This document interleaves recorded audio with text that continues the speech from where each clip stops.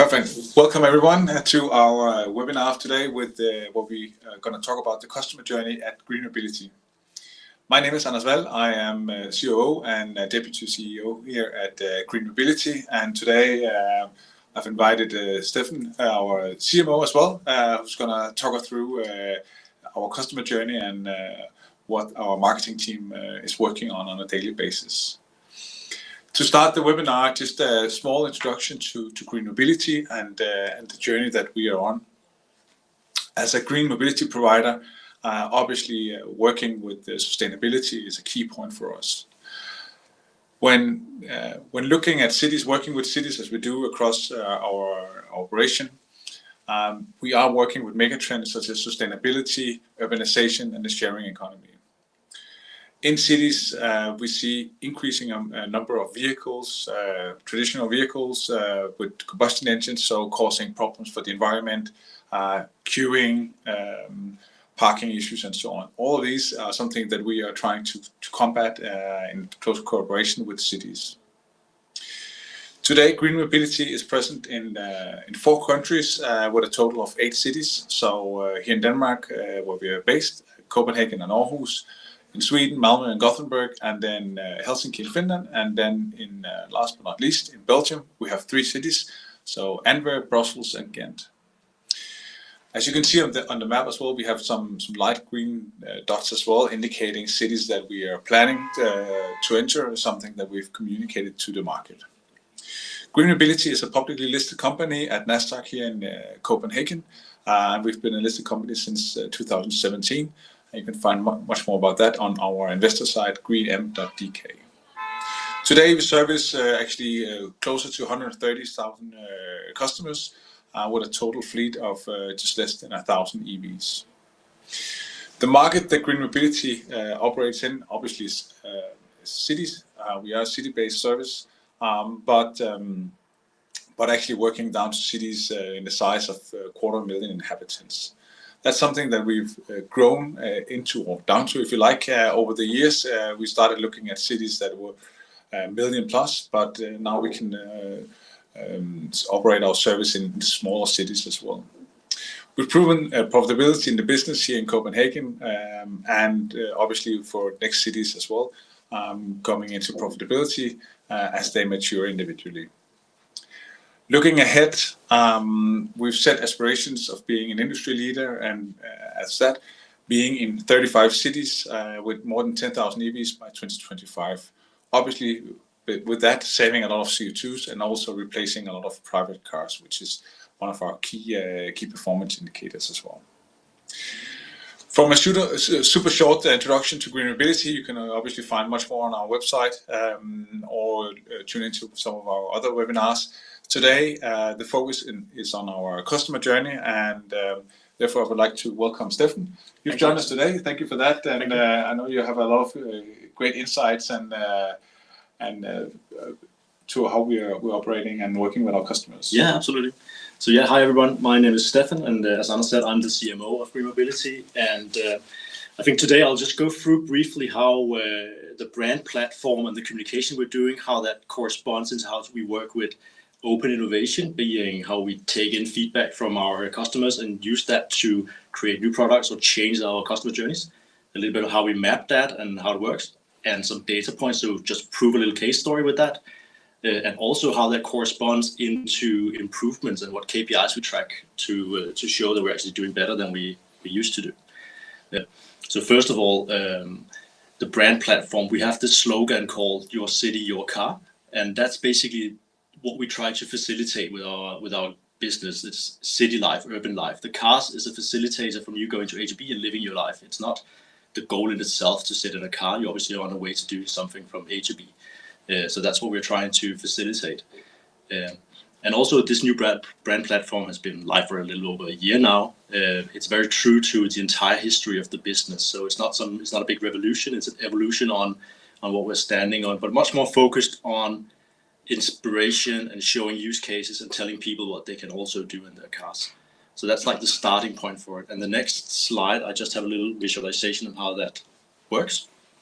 So on one hand, you can have when we talk or communicate, we can do it towards existing users or new users. And we can tell our existing users or new users about use cases that they don't know about yet, or use cases that they are already familiar with and using, and getting them to use that even more. So in the upper left quadrant, you have the core idea behind the brand that we're building, the Your City, Your Car. It's basically inspiration to existing users, telling them what they can also use the car for. We very often see people join our service and then start using our cars to the airport, for instance. That's one use case. And then every time they go to the airport, they use our cars for that. But maybe they weren't aware that they could also take it to the sporting event or the restaurant visit or whatever else they're doing. But if we can get everybody to use all the different use cases that we have, then we can 10 double the business without even getting new users. And that's obviously quite interesting. Very low hanging fruits often. So it's also about constant communication with our customers and enlightening them about what they could also use our cars for. Absolutely, yeah. That's the Your City part of the brand. And obviously new users can also be interested in new use cases that they weren't aware that was even there. And that's, for instance, for us, that's users that could have off-peak demand. It could be night shift workers, it could be delivery couriers, it could be stuff like that. But it's also, over the course of the last couple of years, we've seen a really big growth in car rental market that we're attacking a bit more, weekend getaways and longer rentals. And we also have invested and invented a product called Pre-Book, which attacks the taxi market a little bit. So trying to expand the time. I have a slide I can show that visually in a minute. But also existing users can have old use cases, and that's where we have a lot of focus on loyalty and repeat usage, habit formation. There are brands that are very, very easy to create habits around. Colgate, Kellogg's, like a really famous use case where every morning you get up and you automatically have these two brands in mind or in hand. That's also what we're trying to do when you need to get from A to B, of course, with our brand. And then also heighten the perceived switching cost. And that's a little bit back to one of the use cases that I'll show in a minute, that how we invented a new product that could help people have a perceived higher switching cost because of our service being a little bit better in a specific area. And then obviously new users with old use cases, classic paid marketing, attracting new ones, and attacking the car ownership that we're doing. Yes, slide shift, there you go. So this is a visualization of how we try to expand and talk to both new users and existing users. So you can see that the existing users over the course of a 24-hour period will pretty much have a peak around morning commutes and afternoon commutes. We have a lot of trips in between as well, but they are the peaks. Can we get those peaks to expand somehow, then we can increase our business. And obviously the cars are easier to get to and they're high utilized and all the good stuff that we want for our business. So we need more night owls. Yeah, absolutely, yeah. So if you know one, then bring us out. And another way of showing it as well is obviously the new users we're trying to find could be people that have like a specific use case that's off peak. So B2B, for instance, using it for meetings during the day hours, or couriers in the evening time, delivering you a meal if you're ordering from one of those delivery services, airport trips early in the morning, you name it. There are a million of those, but that's sort of the focus of ours. So constantly working with different types of use cases, different customer profiles, and fit the ones, find the ones that fits into where we have vacant capability. Yeah, that's the big focus.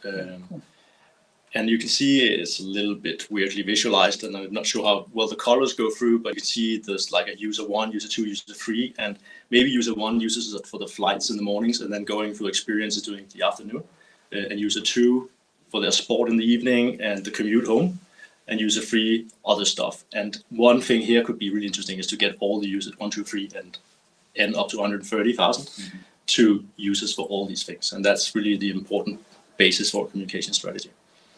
Yeah.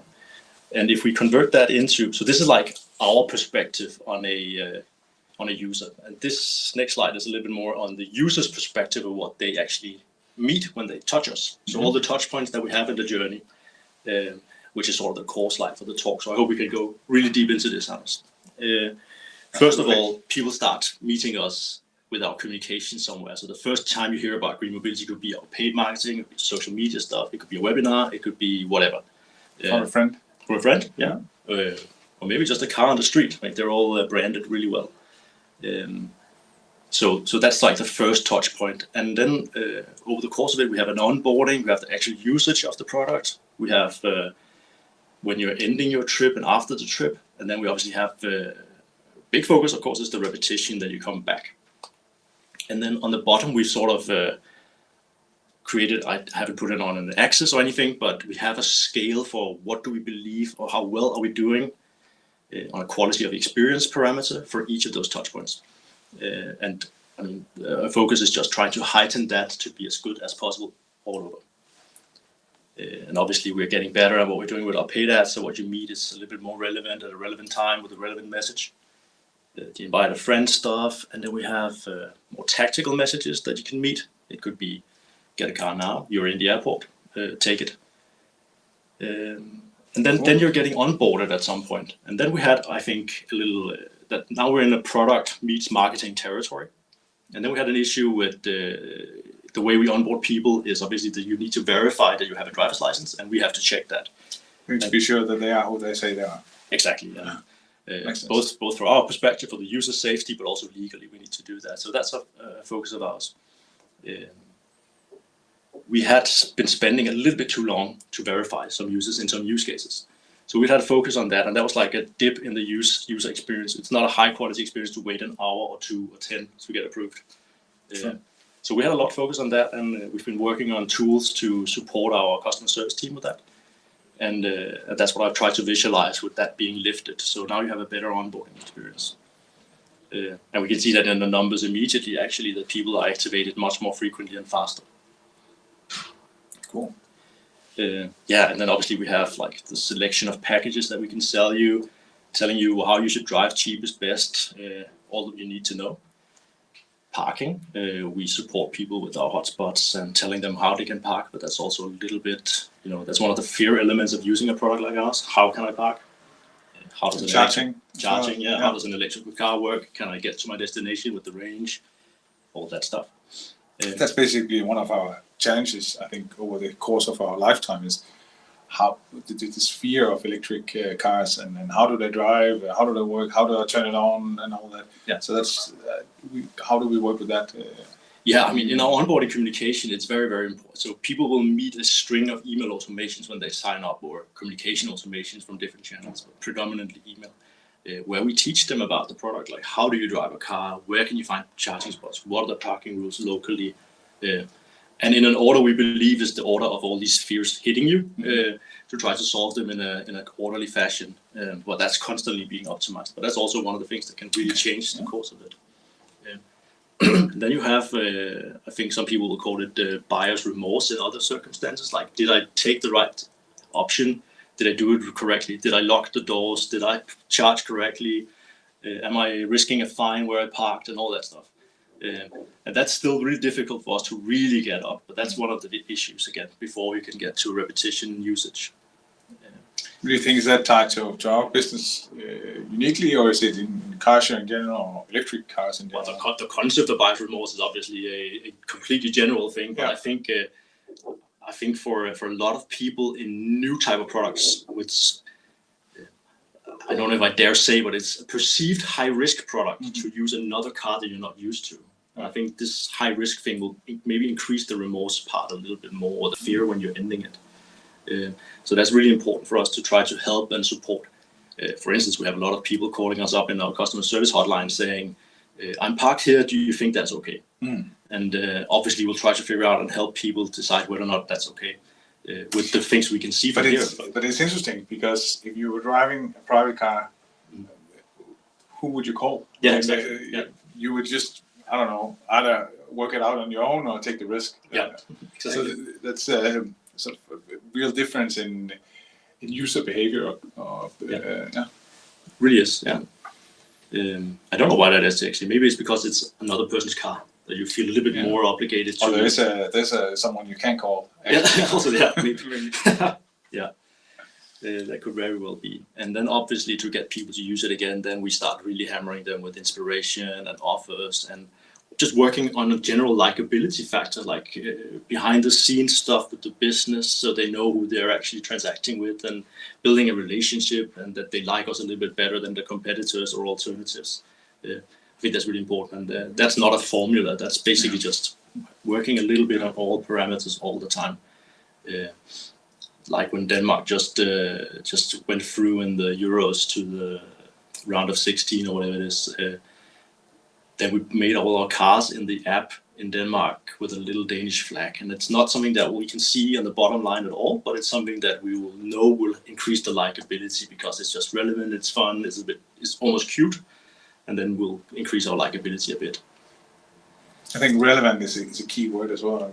Having to constantly be relevant for our customers in a number of various ways that changes from day to day. Yes, and a cultural calendar is really important. Like the Euros is one cultural event, but there are thousands of those. And that's what we try to hook our inspiration up to. Like what events are going on in the city? Is there a concert? Is there a new restaurant opening up or whatever? And that's some of the tools that we're trying to grab to. And then always combine that with an offer or an incentive and stuff like that. And then communicating on a platform and a medium that's relevant. All right. Yes. And then we have this yearly or maybe twice a year we do a customer survey. And the customer survey is a really good example of how we work with the concept of open innovation, that we basically take feedback from the outside, put it into our business and try to change what we're doing with our products or the marketing mix or the pricing or whatever we can do. But this example is just for a product tweak, basically. So twice a year, one time a year, depending a little bit, we send out this survey and all that feedback comes back to us. So do we get, and typically how many people participate in that? That's upwards to 3,000. Which is relatively high, I would say. Yeah, absolutely. So both in percent of our users, a lot of people have an interest in responding, and I think they see it as maybe it's because they know that we react to it, that they actually want to. So that's their way of using their little influence in the business in their agenda. Oh, cool. I think that's one of the reasons. Yeah. But it's with that amount of users responding, it's very valid. So generally we can see a nice upwards going curve in our general satisfaction of our users, which is really, really interesting. But that's all good. I mean, maybe it's just the likability factor that we are better at, and then they say, "Oh, you're cute and nice, and we want to be friends," and then you gave us a good score. So it's really important can we quantify that with some other actions that they're taking, using us more, for instance? Yeah, we can see that. But also, do they skip buying a car, for instance? That's really important. Yeah, so that's all the data. That also plays directly into our business. We talk with cities, in addition to obviously saving CO2, but also this part of reducing private cars. And here, when we know directly from our customers that they actually did not buy a car or they sold the car, that's something that plays very tangible into the business. Yeah, absolutely. So it's good for us. It's good for the municipalities and the urban life and congestion. And then even for the actual user who didn't buy a car's financial situation themselves, us being cheaper, of course. So yeah, that's a triple win. So that's really nice to see. And it's also just, if you look at the scale, it's actually quite a high percentage of our users that would say that they've skipped buying a car. So that's an example of how the survey works. So here's like a concrete example of us asking and getting very, very diverse and interesting granular type of responses. So first of all, on the general user experience, people will tell us how they like usage of the cars, starting a trip, ending a trip, the information around it, how the quality was, the cleanliness of the cars, and just all the stuff around that. And that's really important to start and creating products. And also just our customer service, that they in general like the customer service that they receive, but also the information that they get back and the weight and all that is also improving. So measuring makes like a basis for us to make some actions. Absolutely. And here's an example of one of the actions that we've been taking, or a couple of the actions we've been taking based on one data point. And that's obviously how easy it is to find an available GM car when you need one. That's the distance, it's how often other people use it, it's how highly utilized are they in peak hours versus non-peak hours, and all that plays into it. How many cars we have per zone size. For car sharing, I mean, it is about availability, right? Yes. When we see complaints, it's very often that they see it's too far to a car. There weren't a car when I needed one. And obviously that's what we're basically asking here is like, do you find a car when you need one? And That's been going upwards since we started measuring it. So that's good, but it's going upwards because we have listened and done stuff. Increased the fleet a little bit, but that's not much. We've done that in Copenhagen. We have launched pre-booking, which was probably the main thing that really changed the curves upward. And pre-booking is? Yeah, let me just explain that 2 minutes. Yeah. Pre-booking is basically that you can order a car for a specific location at a specific time in the future. It's like a car rental where you, instead of showing up and driving a car, we bring it to you at your doorstep for a little fee, of course. But what you get is that you're guaranteed that there will be a car at your doorstep at the time you need it. Super convenient. Super convenient if you want to go to the airport or have a business meeting or something like that where you can't be late and you want to make sure that this is the option you want to drive there. That's the way to go. We see a lot of people using that really frequently, so that's really nice. That makes it feel like there's always a car nearby. So obviously that will increase what people answer with that.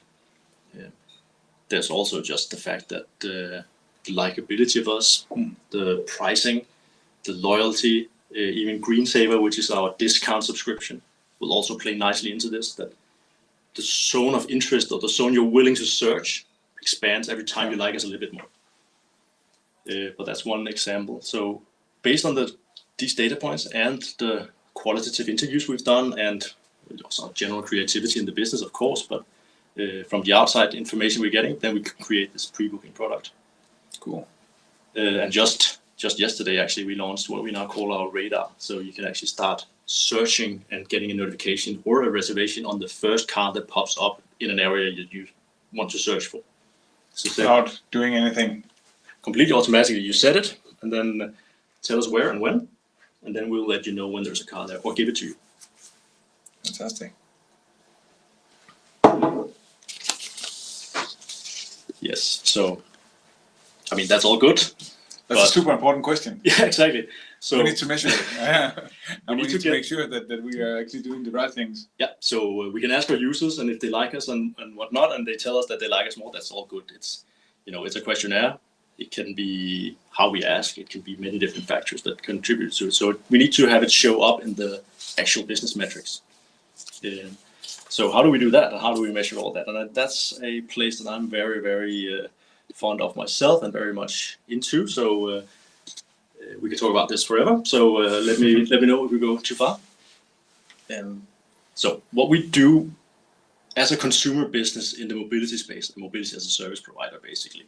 That's a little joke. We actually use software as a service metrics. So even though that they come out of subscription businesses and B2B and truly digital typically, we've taken all the best from that and put it into a consumer business and say, okay, what is it that they measure and track that we can learn from?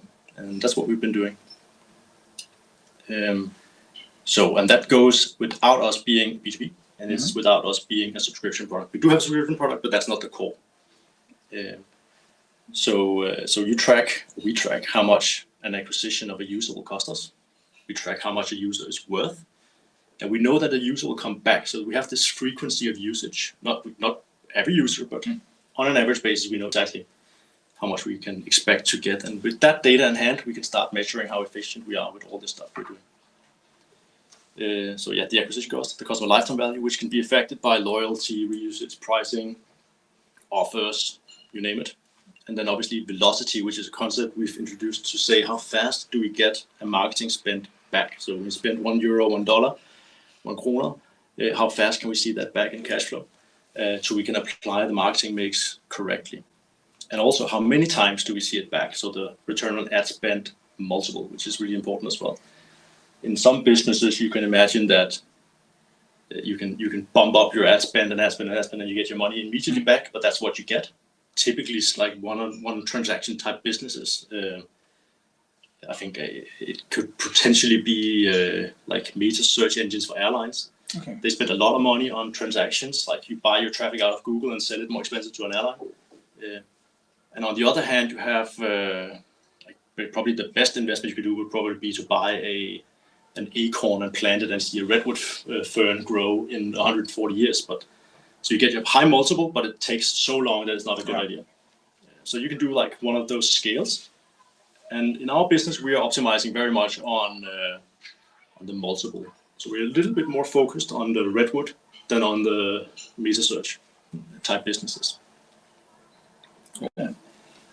Yes. Yes.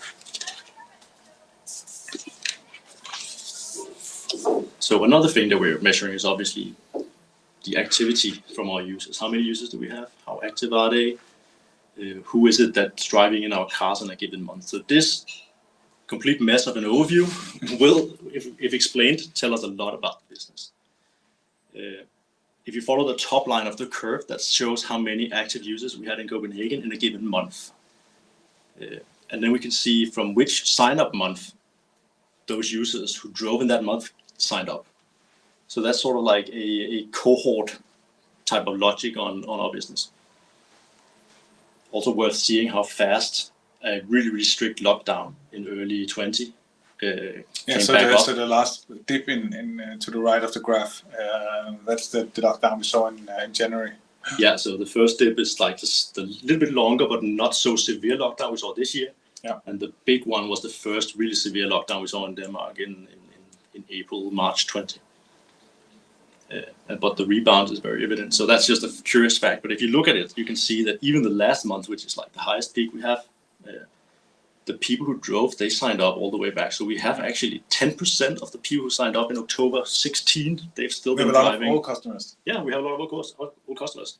So even though people, some buy cars, some move, some figure out that they like a competitor or whatever it is, we still have a very, very loyal base that stays for a very long time. Much further than now we're talking 4.5 years.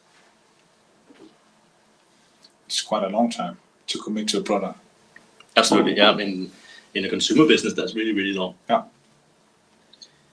So with that in hand, we can start calculating everything from how much did it cost, of course, but also what the lifetime value is. So we know that the decay of one of the cohorts starts with X% being active, ends with these 10% being active after 4 years, 4.5 years. What have they actually driven in revenue to us during that period of time? And that is the next thing that I want to show here. So, and here's some things that requires a little bit of explanation. So I will attack it from a couple of angles. First, the top graph, that's our customer acquisition cost. It's not a good thing that it goes up to the right, you would think, but it corresponds with the lifetime value over the course of our business lifetime, just really, really accelerating now. So a user for us is worth more than twice at what it was a year and a half ago. And that's a sum of many things. It's a sum of better products, better pricing, different use cases, many, many things. But it's also a product of us not optimizing after buying the cheapest user, but buying the right user at the right time. And those users are more expensive, but they're worth a lot more. So we've made it be added 10-15% on our average acquisition costs, but we've doubled our lifetime value. So the ones we have, they drive more, they are more heavy users. Yeah, for sure. They are heavy users. They have different use cases. They drive more frequently, longer trips. They buy and use our pricing mix a little bit differently. And also you can see users that would, so a marketing person would say you could get cheap users if you do a competition, give away an iPhone and you will get a lot of people in. But those people who come in, they're cheap, but they don't have an interest in your product. You don't have a need for it. The timing is not right. It could be anything other than they're just there for the iPod or iPhone. So it would be more expensive than that scenario to actually just buy users who are willing to drive right now. But obviously the people who are willing to drive right now, they're much more relevant for us and we're more relevant for them. So that's what we're seeing. We are going away from the idea of trying to minimize the acquisition cost to try to maximize the lifetime value. Cool. Yeah, I hope that makes sense. Yes, and then I just have down to that point again. This is like a classic marketing funnel look on how we do our marketing mix. Classic on a business school level. If you study marketing, you will learn about the awareness, interest, desire, action funnel logic. So I'll just put that in to support the message here. Obviously, there are more people in the upper edge of a funnel than there are in the bottom. Upper edge funnel users will be more expensive to convert. They haven't heard about it. They're only just getting aware about the product. We want them to take an action, of course. So our marketing mix is trying to get people moving down towards the bottom of the funnel. And then also owning all of the bottom of the funnel. So we're not missing anybody, because very often you would see a TV campaign for a brand, and then their competitor will just be swooping up everybody on Google, for instance, if that's how it works with Google searches in their business. And we try to avoid that. So we are visualized with the lowest arrow. We are trying to expand, so we own the bottom of the funnel always. Cool. So essentially what we also see here is that our primary channels are social media, or at least online. So no traditional print media or... Yeah, funny you say that, because just today we actually booked a local print media in Aarhus, but we're quite agnostic about the marketing mix. The marketing mix is a little bit, we know timing and segments and to some degree channels that we want to say, and specifically the timing is super important, and then a little bit opportunistic. So if there are new media that can come in and say we can give you the same exposure to the same market at the same time, then yeah, great, we take that. So we go for that. But it's completely digital, 99% of what we do. Cool. Very good. I think we're about at the end. Thank you for taking us through this customer journey, and also the marketing elements of or at least some of them in GreenMobility. I found it very helpful. I hope all listeners same for you. And would like to thank you for listening in, and have a great day.